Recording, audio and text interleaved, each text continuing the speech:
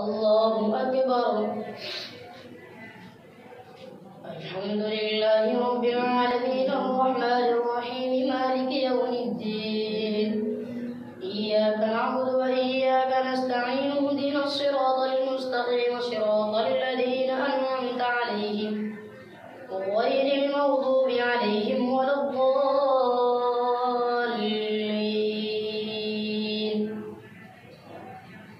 قد أفلح المؤمنون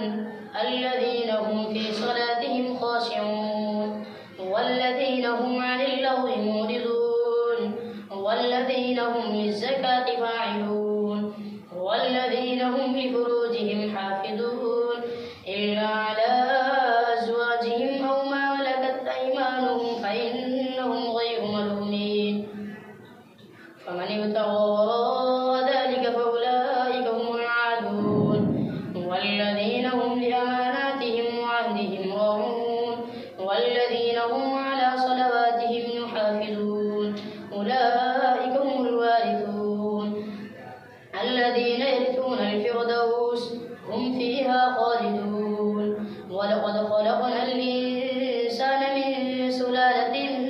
من طين ثم جعلناه نطفة في قرار مكين ثم خلقنا النطفة علقة فخلقنا العلقة مضغة فخلقنا المضغة عظاما فكسونا العظام لحما ثم أنشأناه خلقا آخر فتبارك الله أحسن الخالقين. ثم إنكم بعد ذلك لميتون ثم إنكم يوم القيامة تبعثون. ولقد خلقنا فوقكم 7 طرائق وما كنا عن الخلق غافلين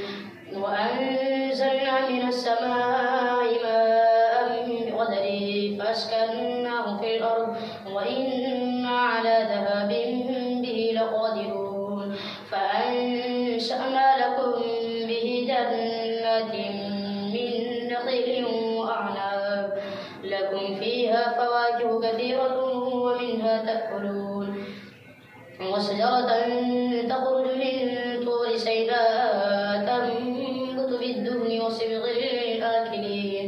وإن لكم في الأنعام لعبرة نسقيكم مما في بطونها ولكم فيها منافع كثيرة ومنها تأكلون وعليها وعلى الفلك تحملون. ولقد أرسلنا نوحا إلى قومه فقال يا قوم اعبدوا الله ما لكم من إله غيره أفلا تتقون. فقال الملأ الذين كفروا من قومه ما هذا إلا بشر مثلكم يريد أن يتفضل عليكم ولو شاء الله لأنزل ملائكة ما سمعنا بهذا في آبائنا الأولين إن هو إلا رجل به جنة فتربصوا به حتى حين. قال رب انصرني بما كذبون. فأوحينا إليه أن اصنع الفلك بأعيننا ووحينا فإذا جاء أمرنا وفارت النور فاسلك فيها من كل زوجين 2 وأهلك إلا من سبق عليه القول منهم ولا تخاطبني في الذين ظلموا إنهم مغرقون. فإذا استويت أنت ومن معك على الفلك فقل الحمد لله الذي نجانا من القوم الظالمين وقل رب أنزلني منزلا مباركا وأنت خير المنزلين. إن في ذلك لآيات وإن كنا لمبتلين. ثم أنشأنا من بعدهم قرنا آخرين فأرسلنا فيهم رسولا منهم أن اعبدوا الله ما لكم من إله غيره أفلا تتقون. وقال الملأ من قومه الذين كفروا وكذبوا بلقاء الآخرة وأترفناهم في الحياة الدنيا ما هذا إلا بشر مثلكم يأكل مما تأكلون منه ويشرب مما تشربون ولئن أطعتم بشرا مثلكم إنكم إذا لخاسرون أيعدكم أنكم إذا متم وكنتم ترابا وعظاما أنكم مخرجون هيهات هيهات لما توعدون إن هي إلا حياتنا الدنيا نموت ونحيا وما نحن بمبعوثين إن هو إلا رجل افترى على الله كذبا وما نحن له بمؤمنين قال رب انصرني بما كذبون قال عما قليل ليصبحن نادمين فأخذتهم الصيحة بالحق فجعلناهم غثاء فبعدا للقوم الظالمين ثم أنشأنا من بعدهم قرونا آخرين ما تسبق من أمة أجلها وما يستأخرون ثم أرسلنا رسلنا تترى كلما جاء أمة رسولها كذبوا فأتبعنا بعضهم بعضا وجعلناهم أحاديث فبعدا لقوم لا يؤمنون ثم أرسلنا موسى وأخاه هارون بآياتنا وسلطان مبين إلى فرعون وملئه فاستكبروا وكانوا قوما عالين فقالوا أنؤمن لبشرين مثلنا وقومهما لنا عابدون فكذبوهما فكانوا من المهلكين ولقد آتينا موسى الكتاب لعلهم يهتدون وجعلنا ابن مريم وأمه آية وآويناهما إلى ربوة ذات قرار معين يا أيها الرسل كلوا من الطيبات واعملوا صالحا إني بما تعملون عليم وإن هذه أمتكم أمة واحدة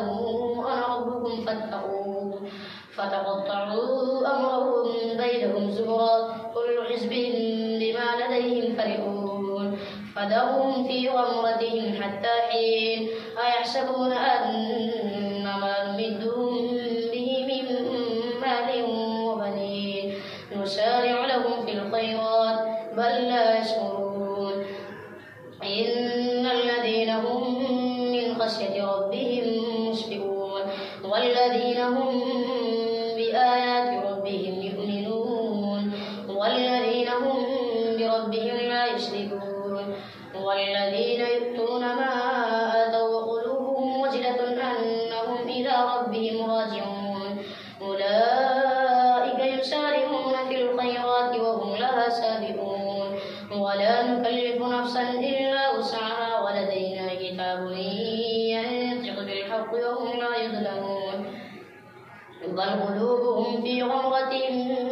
من هذا ولهم أعمال من دون ذلك هم لها عاملون حتى إذا أخذنا مترفيهم بالعذاب إذا هم يجهرون لا تجأروا اليوم إنكم منا لا تنصرون قد كانت آياتي تتلى عليكم فكنتم على أعقابكم تنكصون مستكبرين به سامرا تهجرون أفلم يدبروا القول أم جاءهم ما لم يأت آباءهم الأولين أم لم يعرفوا رسولهم فهم له منكرون أم يقولون به جنة بل جاءهم بالحق وأكثرهم للحق كارهون ولئن اتبع الحق أهواءهم لفسدت السماوات والأرض ومن فيهن بل أتيناهم بذكرهم فهم عن ذكرهم معرضون من تسألهم خرجا فخراج ربك خير وهو خير الرازقين وإنك لتدعوهم إلى صراط مستقيم وإن الذين لا يؤمنون بالآخرة عن الصراط لناكبون ولو رحمناهم وكشفنا ما بهم من ضر للجوا في طغيانهم يعمهون ولقد أخذناهم بالعذاب فما استكانوا لربهم وما يتضرعون حتى إذا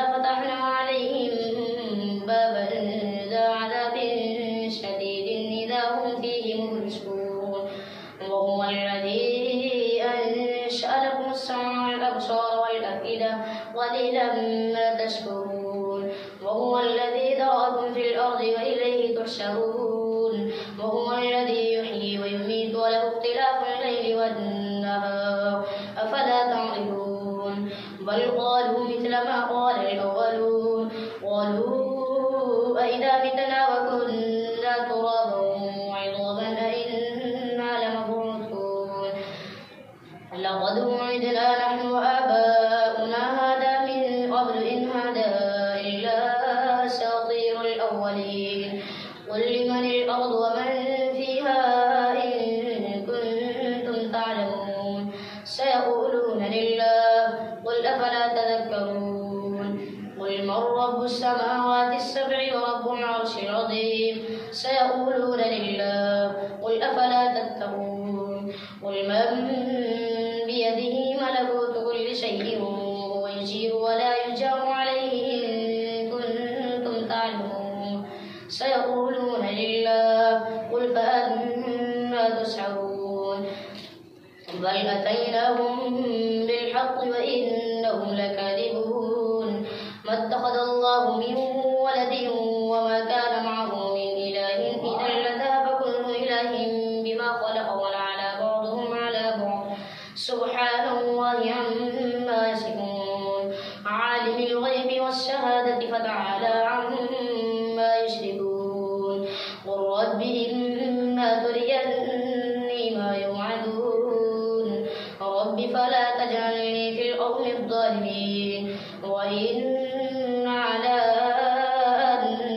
نريك ما نعدهم لقادرون ادفع بالتي هي أحسن السيئة نحن أعلم بما يصفون وقل رب أعوذ بك من همزات الشياطين وأعوذ بك رب أن يحضرون حتى إذا جاء أحدهم الموت قال رب ارجعون لعلي أعمل صالحا فيما تركت كلا إنها كلمة هو قائلها ومن ورائهم برزخ إلى يوم يبعثون فإذا نفخ في الصور فلا أنساب بينهم يومئذ ولا يتساءلون فمن ثقلت موازينه فأولئك هم المفلحون ومن خفت موازينه فأولئك الذين خسروا أنفسهم في جهنم خالدون تلفح وجوههم النار وهم فيها كالحون ألم تكن آياتي تتلى عليكم فكنتم بها تكذبون قالوا ربنا غلبت علينا شقوتنا وكنا قوما ضالين ربنا أخرجنا منها فإن عدنا فإنا ظالمون قال اخسئوا فيها ولا تكلمون إنه كان فريق من عبادي يقولون ربنا آمنا فاغفر لنا وارحمنا وأنت خير الراحمين فاتخذتموهم سخريا حتى أنسوكم ذكري وكنتم منهم تضحكون إني جزيتهم اليوم بما صبروا أنهم هم الفائزون قال كم لبثتم في الأرض عدد سنين قالوا لبثنا يوما أو بعض يوم فاسأل العادين قال إن لبثتم إلا قليلا لو أنكم كنتم تعلمون أفحسبتم أنما خلقناكم عبثا وأنكم إلينا لا ترجعون فتعالى الله الملك الحق لا إله إلا هو رب العرش الكريم ومن يدع مع الله إلها آخر لا برهان له به فإنما حسابه عند ربه إنه لا يفلح الكافرون وقل رب اغفر وارحم وأنت خير الراحمين سورة أنزلناها وفرضناها وأنزلنا فيها آيات بينات لعلكم تذكرون الزانية والزاني فاجلدوا كل واحد منهما 100 جلدة ولا تأخذكم بهما رأفة في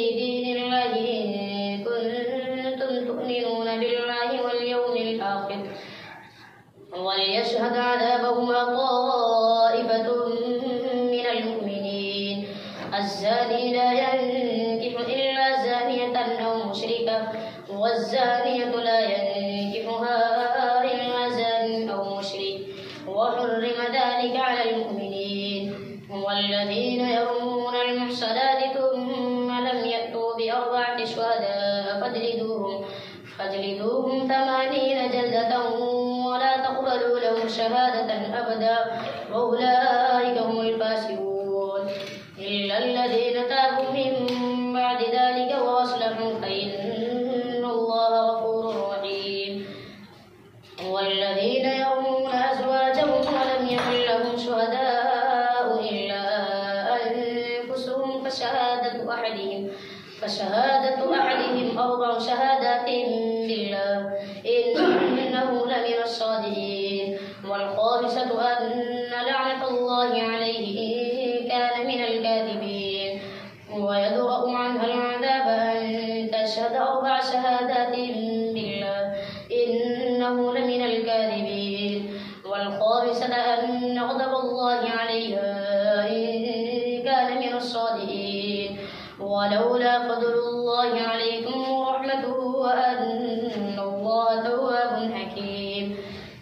إن الذين جاءوا بالإفك عصبة منكم لا تحسبوه شرا لكم بل هو خير لكم لكل امرئ منهم ما اكتسب من الإثم والذي تولى كبره منهم له عذاب عظيم. لولا إذ سمعتموه ظن المؤمنون والمؤمنات بأنفسهم خيرا وقالوا هذا إفك مبين. لولا جاءوا عليه ب4 شهداء فإذ لم يأتوا بالشهداء فأولئك عند الله هم الكاذبون. ولولا فضل الله عليكم ورحمته في الدنيا والآخرة لمسكم فيما أفضتم فيه عذاب عظيم. إذ تلقونه بألسنتكم وتقولون بأفواهكم ما ليس لكم به علم وتحسبونه هينا وهو عند الله عظيم. ولولا إذ سمعتموه قلتم ما يكون لنا أن نتكلم بهذا سبحانك هذا بهتان عظيم. يعظكم الله أن تعودوا لمثله أبدا إن كنتم مؤمنين ويبين الله لكم الآيات والله عليم حكيم. إن الذين يحبون أن تشيع الفاحشة في الذين آمنوا لهم عذاب أليم في الدنيا والآخرة والله يعلم وأنتم لا تعلمون. ولولا فضل الله عليكم ورحمته وأن الله رؤوف رحيم. الله أكبر.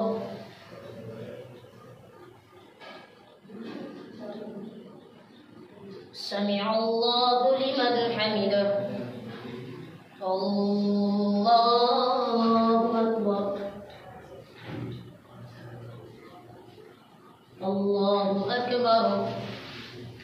الله أكبر.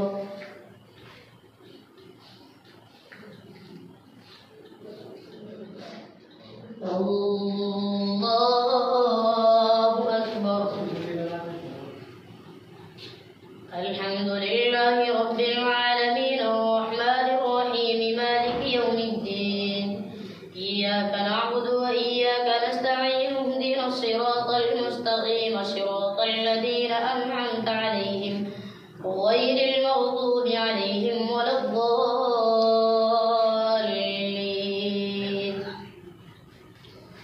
يا أيها الذين آمنوا لا تتبعوا خطوات الشيطان ومن يتبع خطوات الشيطان فإنه يأمر بالفحشاء والمنكر. ولولا فضل الله عليكم ورحمته ما زكى منكم من أحد أبدا ولكن الله يزكي من يشاء والله سميع عليم. ولا يأتل أولو الفضل منكم والسعة أن يؤتوا أولي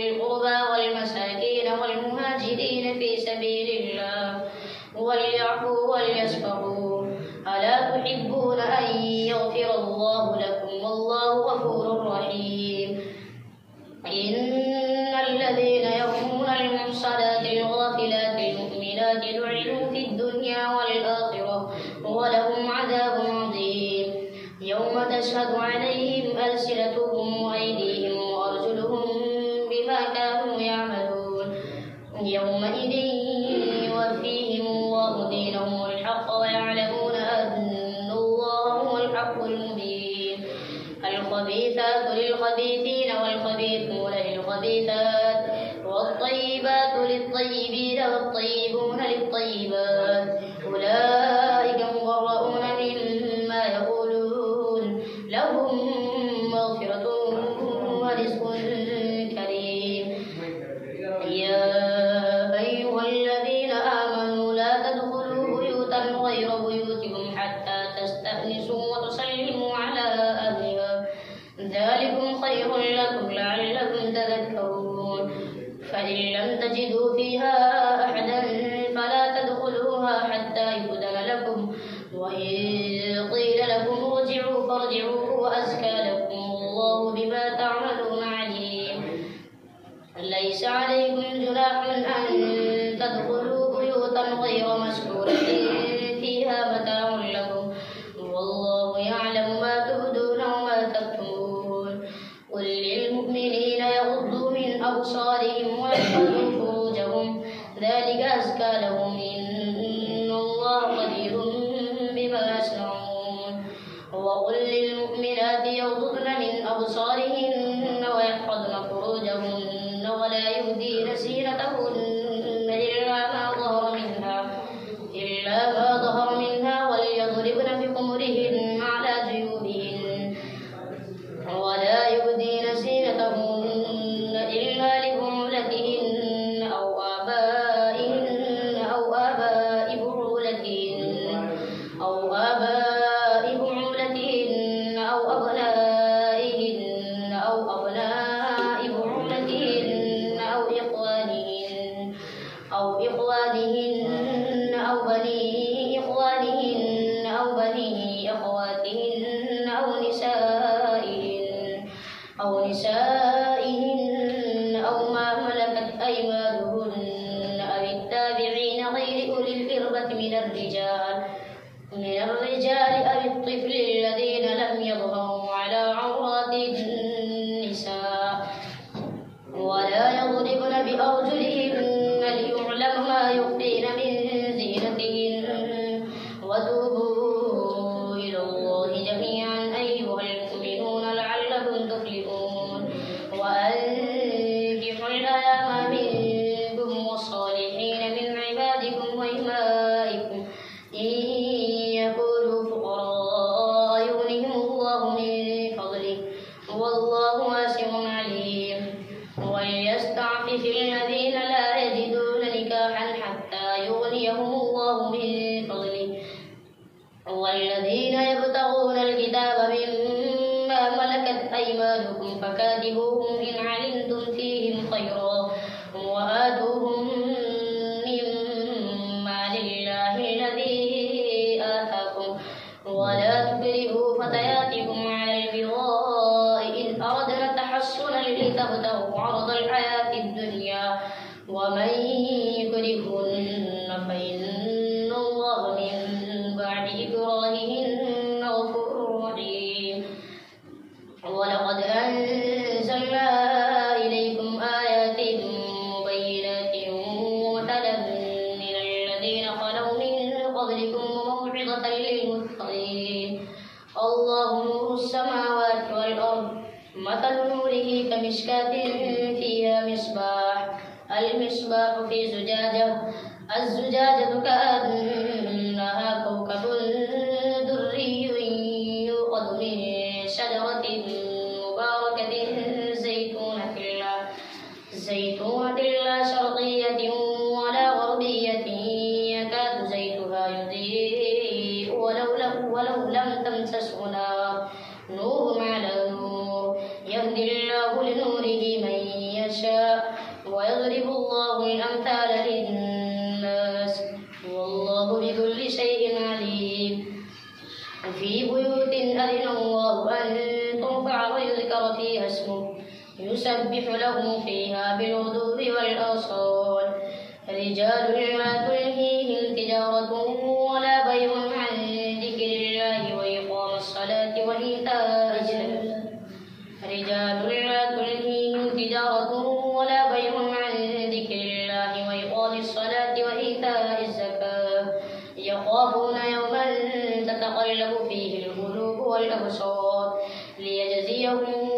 أحسن ما عملوا ويزيدهم من فضله والله يرزق من يشاء بغير حساب والذين كفروا أعمالهم كسراب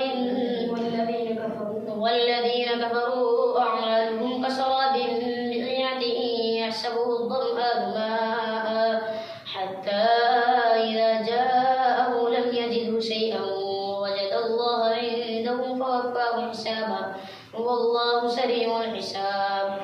أو كظلمات في بحر لجي يغشاه موج من فوقه موج من فوقه سحاب ظلمات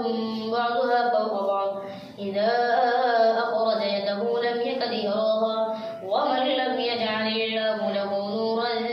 فما له من نور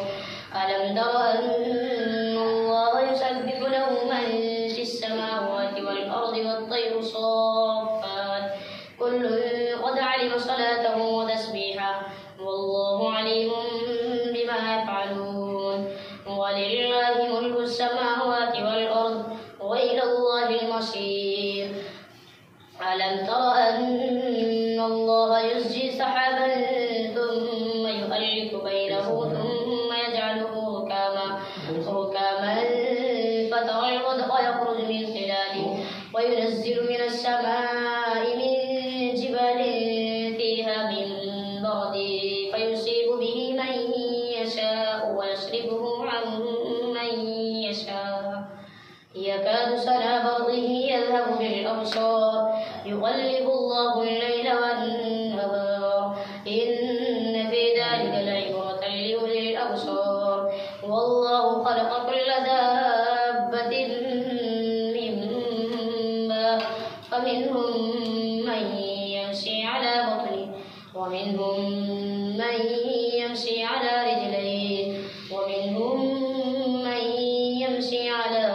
أربع يخلق الله ما يشاء إن الله على كل شيء قدير لقد أنزلنا آيات مبينات والله يهدي من يشاء إلى صراط مستقيم ويقولون آمنا بالله وبالرسول وأطعنا ثم تولى فريق منهم من بعد ذلك وما أولئك بالمؤمنين وإذا دعوا إلى الله ورسوله ليحكم بينهم إذا فريق منهم معرضون وإن يكن لهم الحق يأتوا إليه مذعنين أفي قلوبهم مرض أم ارتابوا أم يخافون أن يحيف الله عليهم ورسوله بل أولئك هم الظالمون إنما كان قول المؤمنين إذا دعوا إلى الله ورسوله ليحكم بينهم أن يقولوا سمعنا وأطعنا وأولئك هم المفلحون ومن يطع الله ورسوله ويخشى الله ويتقه فأولئك هم الفائزون وأقسموا بالله جهد أيمانهم لئن أمرتهم ليخرجن قل لا تقسموا طاعة معروفة إن الله خبير بما تعملون قل أطيعوا الله وأطيعوا الرسول فإن تولوا فإنما عليه ما حمل وعليكم ما حملتم وإن تطيعوه تهتدوا وما على الرسول إلا البلاغ المبين وعلى الله الذين آمنوا منكم وعملوا الصالحات ليستخلفنهم في الأرض كما استخلف الذين من قبلهم وليمكنن لهم دينهم الذي ارتضى لهم وليبدلنهم من بعد خوفهم أمنا يعبدونني لا يشركون بي شيئا ومن كفر بعد ذلك فأولئك هم الفاسقون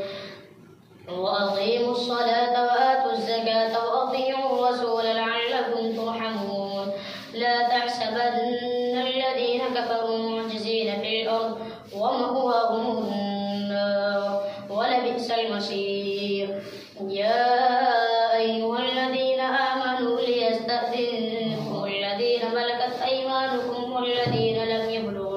منكم 3 مرات من قبل صلاة الفجر وحين تضعون ثيابكم من الظهيرة ومن بعد صلاة العشاء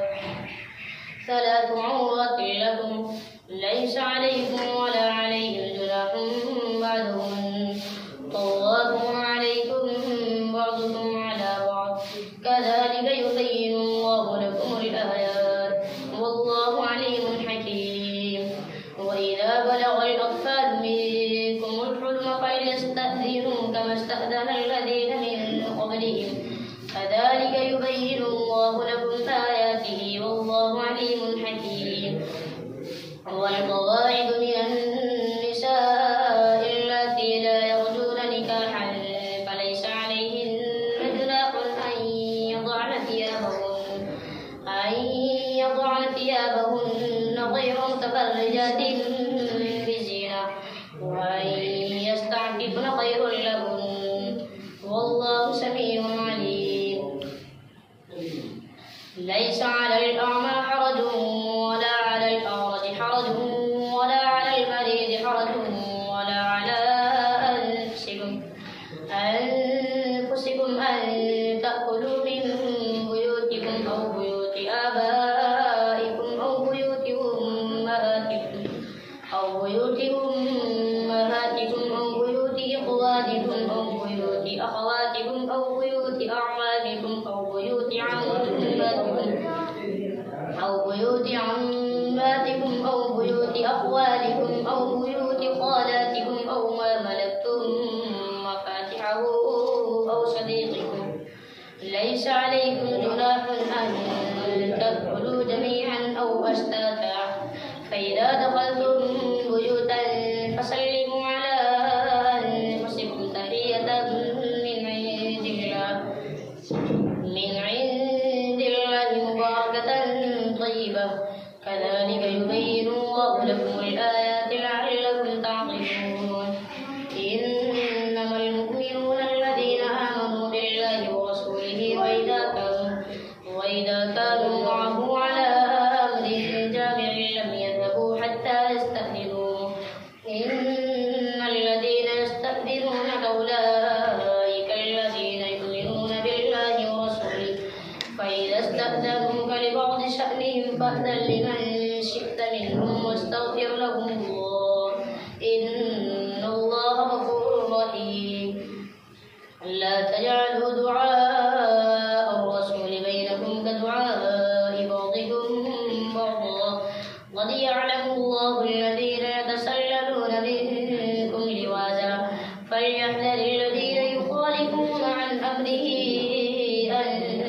تصيبهم فتنة أو يصيبهم عذاب أليم. ألا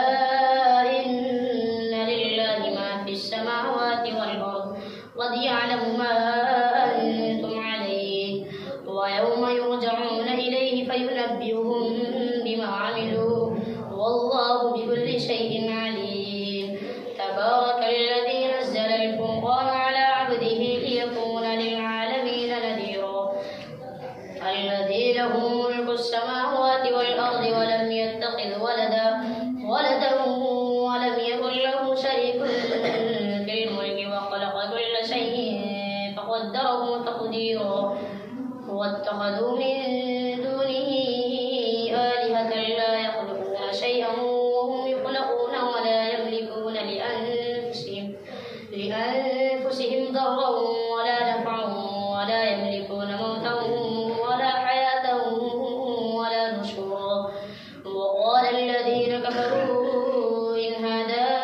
إلا إفك افتراه وأعانه عليه قوم آخرون فقد جاءوا ظلما وزورا وقالوا أساطير الأولين اكتتبها فهي تملى عليه بكرة وأصيلا قل أنزله الذي يعلم السر في السماوات والأرض إنه كان غفورا رحيما. وقالوا ما لهذا الرسول يأكل الطعام ويمشي في الأسواق لولا أنزل إليه ملك فيكون معه نذيرا أو يلقى إليه كنز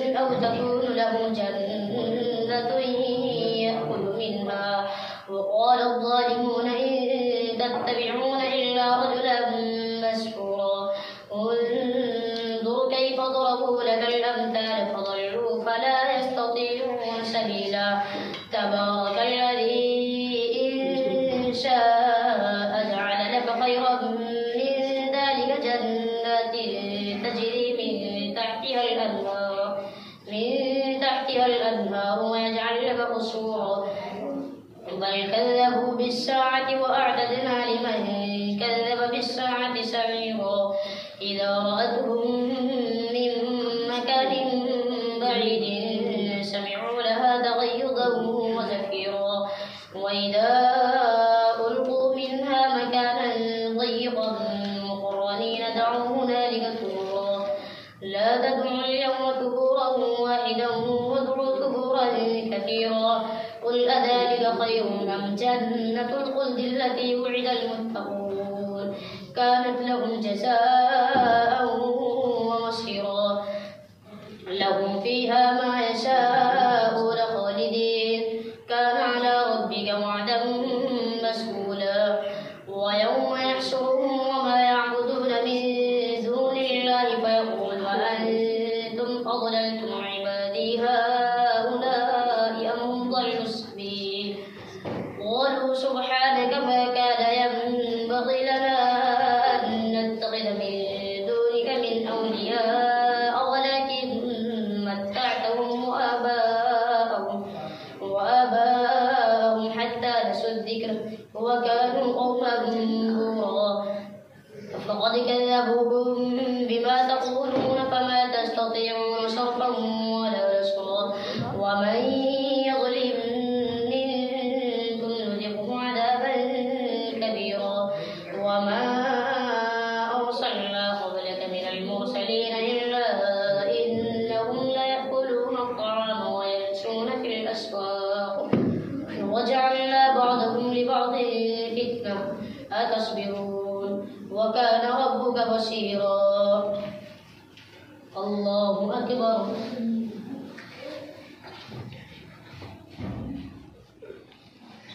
سمع الله لمن حمده الله أكبر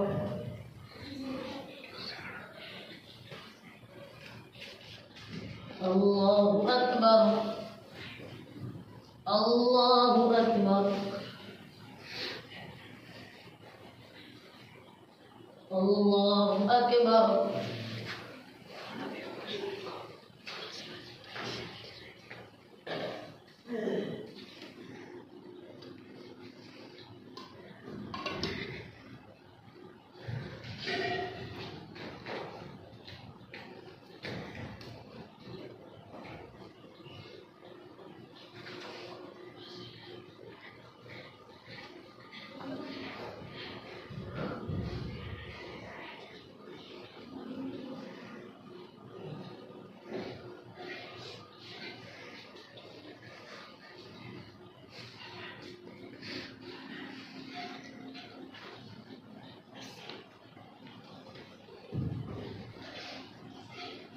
السلام عليكم ورحمة الله